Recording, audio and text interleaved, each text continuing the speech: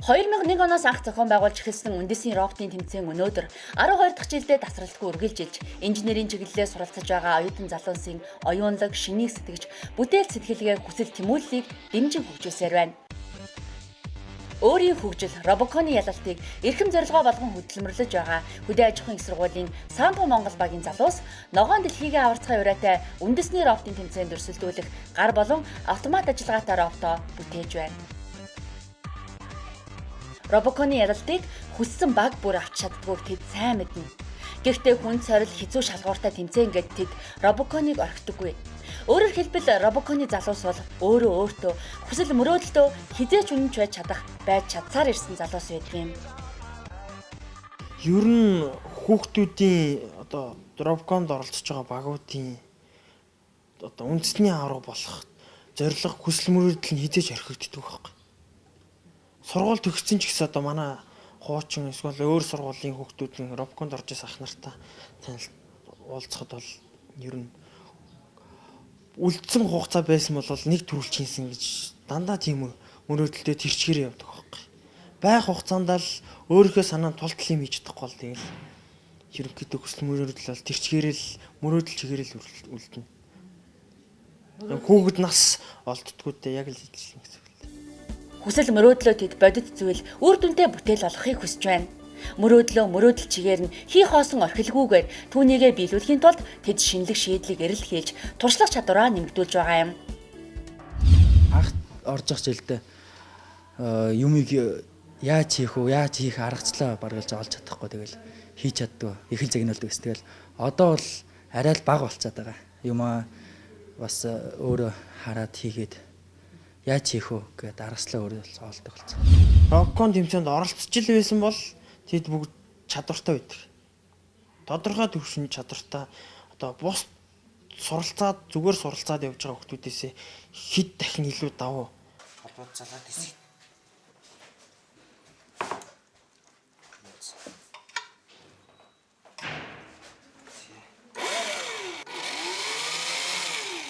Дууч систем.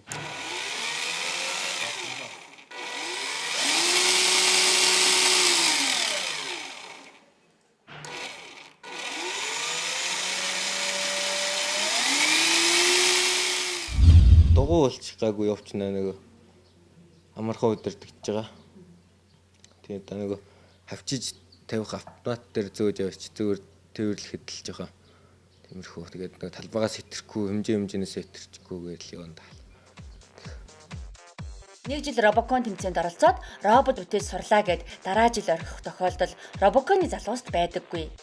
Илүү ихийг мэдэж, илүү ихийг сурах гэсэн тэдний хүсэл тэмүүлэлд хязгааргүй юм. Болохгүй байгаа юм тохиолдоход ер нь багийн ахлах шийдэж шантрахсгүй байдаг байхгүй.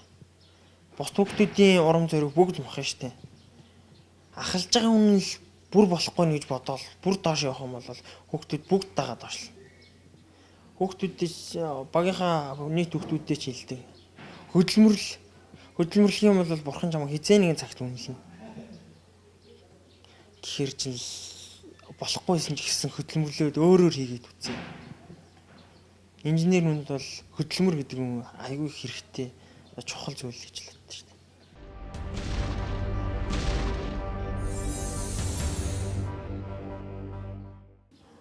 Урд нь бол шийдэх механизм огт байгаагүй гэхээр үгүй болчихж байгаа байхгүй. 13 дахь зуунаас хойш шийдэх механизм байсан. Тийм учраас тэр хойших шийдлүүд дэндүү сайн байсан байна уу? Эсвэл бол шин шийдлүүд нь илүү байгаа нь гэдэг. Одоо ер нь тэр тэмцээн дээр л харна хийж бодоод байгаа шүү дээ. Саран дээр ургамлын үрийг тогтоох гар удирдлагатай роботын шидэх хэсгийн шийдэлээр залуус оюун ухаан, шин санаагаа уралдуулж хамгийн оновчтой шийдлийг олж тодорхойлохыг зорж байна. Айл баг илүү оновчтой шийдэл гаргана, тэр баг сүнсэн гариг сарыг амьдрал цэцгэлсэн ногоон гариг болгож чадна. Ер нь сонирхол татсан юм бол хамгийн түрүүнд л шийдэх механизм байсан. Шийдэл хуучирдгүй гэж хуучин шийдлээрээ одоо 13 дугаар зууны шийдлээрээ тэргээр явж байна. Эсгэрийн шуугаж, алс тэртет харуулах сум, дайсны өндөр хан хэлмийг гэтлэн давах катапульт буюу шидэх хэрэгсэл. Эдгээр нь олон зууны өмнө гарсан механизмч гэлээ Робоконы багийнхны шидэх хэсгийн санаа шийдлийн үндсэн зарчим болж байна. Өөрөөр хэлбэл эртний дайн дулааны шийдлийг орчин үеийн залуус байгаль их дэлхийгээ аврах даалгаврыг гүйцэтгэх роботынхоо нэгэн хэсэг болгон ашиглаж байгаа юм. Энэ шиг. Хаа. Энэ чинь юм байх юм байна. Шүү жоохон. Энэ үзүүр дээр нэг юм хөө ингээд байрлуулна. Эндээс чинь энэ чинь доороос нөгөө автомат машин явчихдаг шүү дээ. Энэний гал дээр. Энэ дээр бас нэг юм хөө юм ийгөө. Энэ маань дээшээ ингээд гүйцэтгэж энэ шийдлүүд баг. Тийм. Энэ чинь дээшлэхдээ энэ дээр энэ түвжэнээс түвжээнд ороод түвжээ маань ингээд доошлохдоо бүшээ татуулаад оршиж. Наад хэлийг сонсоолчлаа. За. Нэг юм хөл дээр ярьдаг юм. Энэ одоо энэ хоёр зурсан байгаа чинь энэ дээр боогдсон тийм ээ. Тэгээ энэ дээр энэ боогдсон маань ийшээ энэний дээдлийн үзүүр дээр түвжээ ярьж өгнө. Тэгээд энэ доороос чи мотороор татуулах юм тийм ээ. эндээс мотороор татуулаад ийшээ тулангууд энэ дээрс нөгөө дахиад унна гэж. Тэгэл тийм чинь. Энэ дээрээс байж байгаа энэ дээш нь нэрчээд доошо буцаа авах та энэ дээрээ түгччээд энийг аваад явчихна. Тэнгүүт эн чинь доошлохдоо энэ мотороор доороос татуулчихын тийм ээ. Тэгээд доор очлоо гэхэд доор очингууд одоо нэг жижиг түгжээ хийгээд түгжээ маань доор очиход мултарж ирээд энэ дээрээ ирцэх байна. Тэмцээн удахгүй болно. 16 өөр багийн 16 өөр шидэх хэсгийн шийдэлтэй тэд өөрсдийн гаргасан шийдлээ өрсөлдүүлэх гэж байна. Яг талбай дээр гарахлаар тэгээд бас яг тээ тэгээд нөтлөн чинь жоохон програм талын асуудалтай байсан болохоор жоохон сэтгэл дондоорлаа шүү гэж. Одоо энэ жил бол тэгээд яг тээ агсан нэлээд сайн агсан тэгээд одоо бол ер нь хожиндоо л гэж үзэж байна.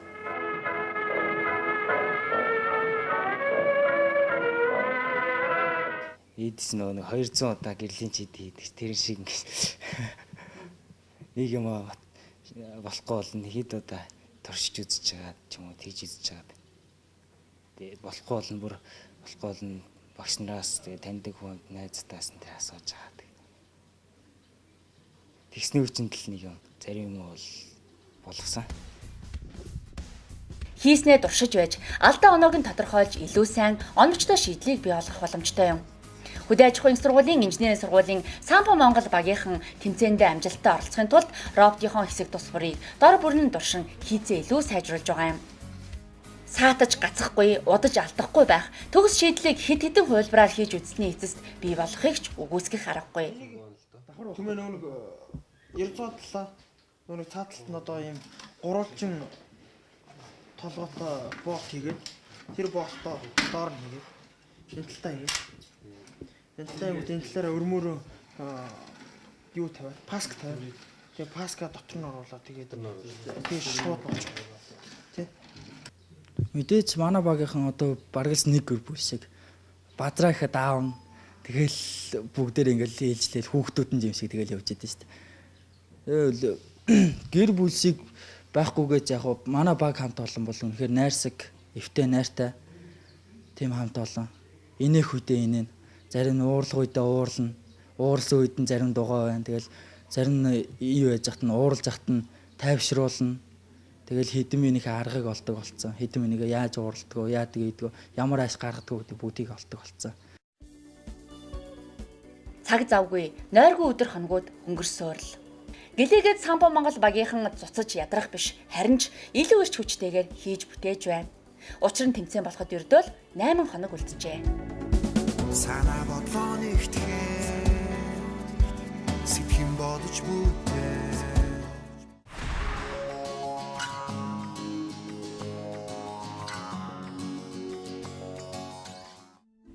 Бид дэлхийн ээжийн хүүхдүүд бид олуулаа. Их дэлхийнхээ хайранд аз жаргалтай өсөн төрнөж байна. Хүүхэд бүр байгаль орчин зинхэр гаргаа хайрлах хүсэл тэмүүллээр нэгдэцгээе. Бидний хайраар их дэлхийн минь дутах учиргүй. 2013 он байгаль орчны боловсролыг дэмжих жил. Үндэсний роботын тэмцээнээс олон чадварлаг инженерүүд төрөн гарсаар байна. Уяа Эрдэнэ далай нар 2009 оноос эхлэн 4 жил тасралтгүй Робокон тэмцээнд оролцсон залуус юм. Чиээс өстөрөө орж амжсан. Орсон хөө. Өстөрөө гэрчнэр нөгөө сургалтаа болоод орж амжаагаа. Гарын шийдэл мэл юу болж байна. Харин энийг өөрчлөлтөөс нөгөө хайчин өөрчлөлт нэг гүйдэг замаар хийнэ гэж хэлсэн. Тэрийг харин одоо хийж байгаа байж байгаа. Одоо шуурдлахгүй бол хугацаа өгч шүү те. Мэдлэг, туршлага чадвартай залуу болсон хүчнээ инженерийн сургуулийн удирдлагууд сургуультай багшаар авч үлджээ. Залуу багш нар хичээлээ заахын зэрэгцээ Робоконы багийнхандаа заавар зөвлөгөөгч удирдан ажиллаж байна. Өдөр дээр чинь баг. Миний өш. За юу яах вэ? Ажилласан. Юу болж? Бац сунах шийдлээ ярилцаал. Сууж байна. Энэ одоо ийм бодож байгаа шүү дээ. Тий. Би нөгөө өчтөрийн та хэдийн нөгөө сунд гэж харин бүх нөгөө гойнуудын яг тийм зөвхөн болгож байгаа. Тэгшин сундаг болгохыг гэдгийг. Шийдэл маань бүр өөрчлөгдөд юм болцсон. Одоо бас хугацаа тулчаад байгаа учраас одоо жас туршиж байхгүй. Туршиж үзсэн үү?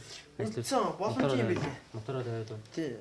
Боломж юм билээ. Гэхдээ энийг бол алдаа их гарахаар одоо доошо инертээр доошо унжихаас мотор доотлоос нь хажуудлаас нь түлхүүлж үтсэн. Би яг тэрийг нөгөө нэг энэ нөгөө зөрүүсийн өнөд чинь зөрүүтэй болохоор ингээд сунахтаа далигац тий. Тэрнийг яг нэг ижил хэмжээтэй болгоод сунахтаа тэгш хэмжээг сунах. Тийм болоод тэгш. Тэр ийм шийдэл тэр. Наач чинь болж байна. Энэ гэхдээ ажиллаж үзсэн үү?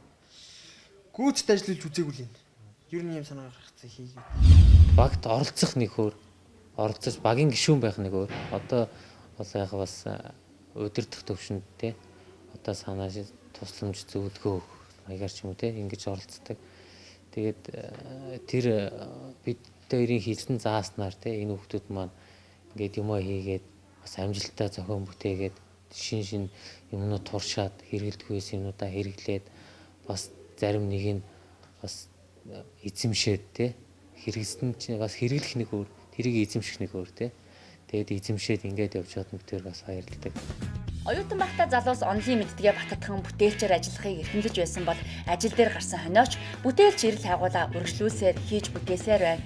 4 жил Робокон тэмцээнд оролцож бүтээлчээр ажилласан дадал одоо ч ийхүү үргэлжлэн хөгжсөөр. Инженерийн боловсон хөгжим бол маш их өндөр хэмжээнд би хөгжиж байгаа сургуулиудын бид ч гэсэн энийг хөгжүүлэхийн тулд би ч гэсэн хөгжүүлсэн надтай зүг байсан хүүхдүүд ч хөгжүүлсэн одоо байгаа оюутнууд маань хөгжүүлж байгаа бус цааш ирэх оюутнууд ч гэсэн хөгжүүлж байгаа. Би бол Робоконоос ажил амьдралынхаа гарааг эхэлсэн гэж боддог. Би оюутан байхдаа Робокон тэмцээнд оролцож байснараа бахархдаг. Мэдлэг чадвар өндөртэй залуусыг нэг баг болгож Робокон тэмцээнд өрсөлдөгээд ямар ч зүйлээр хангахгүй, дэмжихгүй орхивол тэднээс роботын санаа шийдлийн зураг гарахаас биш бодиттой биетэй зүйл бүтээж чадахгүй. Хөрөнгө мөнгө гэдэг ингэжил мухардсан шинэлэг шийдлийг амь оруулдаг чухал зүйл юм. Хөдөө аж ахуйн их сургуулийн Самбо Монгол багийн робот бүтээх үйл ажиллагааг Ингэт толгой компанийн хамт олон ивент тэтгэн ажиллаж байна. Булган аймгийн Сэлэнг сумын Ингэт толгой компанийнхан 2010 онд Финляндийн мэрэгчлэтнүүдтэй хамтран Самбо Монгол 2065 маркийн комбайныг угсарч газар тариалангийн салбарт шинэ технологиг нэвтрүүлсэн юм.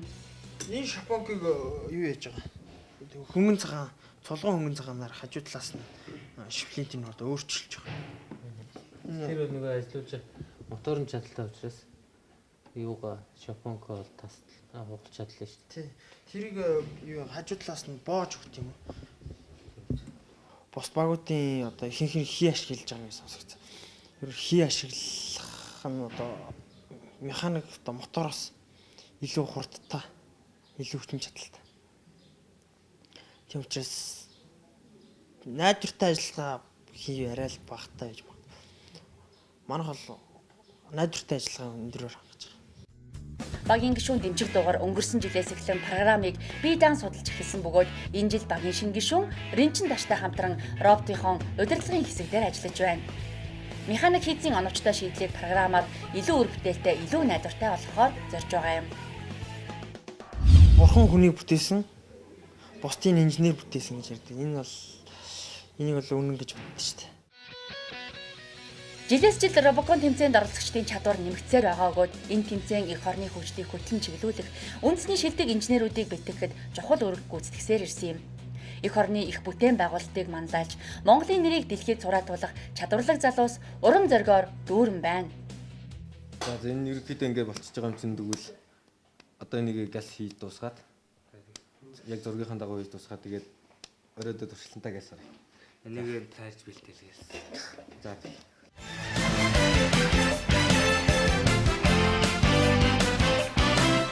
Ордгон тэмцээнээс би ажил амьдралынхаа гарааг эхэлсэн. Найдвартай ажиллагаа өндрөөр хангаж.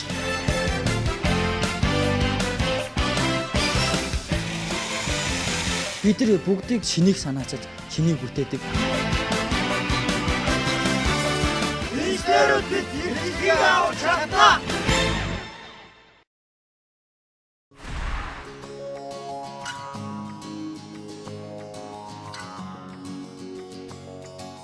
Бидний амьдрал, хөгжил, дэвшил байнга өсөн нэмэгдэж байгаа хэрэглээнд их дэлхийгээ хайрлах, ногоон соёл иргэншилж шилжих, эко үзэл санааг үр хоочтой хөвшүүлэхийг шаардаж байна. Бидний ирээдүй өнөөдрөөс эхэлдэг. 2013 он байгаль орчны боловсролыг дэмжих жил.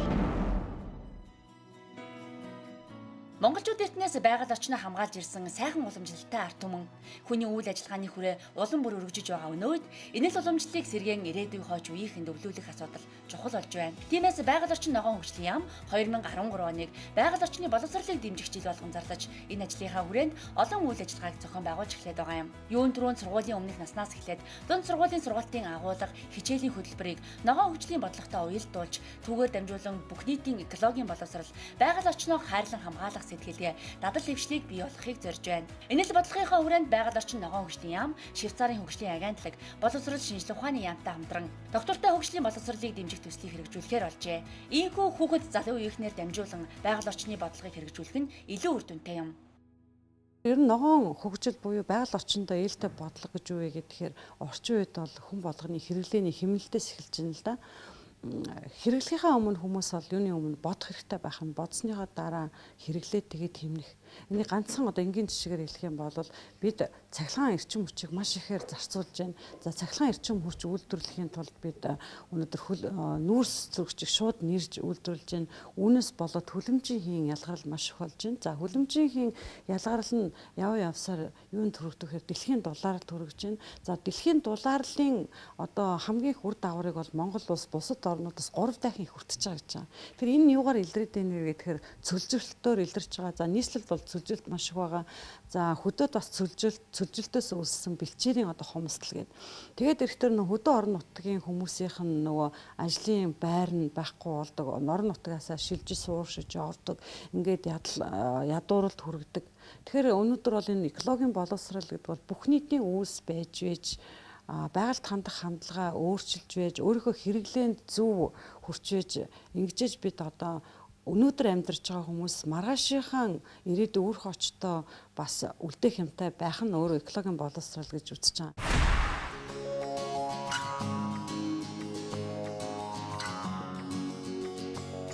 Оймодоо аврыг дэлхий дээр жилд 15 сая га талбайд оймод устж байна. Үүний 3/1 нь зөвхөн цаас хийхэд зориулагддаг. Бид өдөр бүр цаг тутам хэвлэж байдаг. Одооноос хэмнэж эхлэе. Үсгийн хэмжээ 12 байхад хуудасны тоо $50 байна. Тэгвэл үсгийн хэмжээ 11 болгож багасгахад хэвлэх хуудасны тоо $50 болсон байна. Ингээд бид 12% буюу 7 хуудас хэмнэж чадлаа. Энэ өртөөл ийм амархан. Цаасаа хэмнээ оймодоо хайрлацгаая. Байгаль орчин ногоон хөгжлийн яам.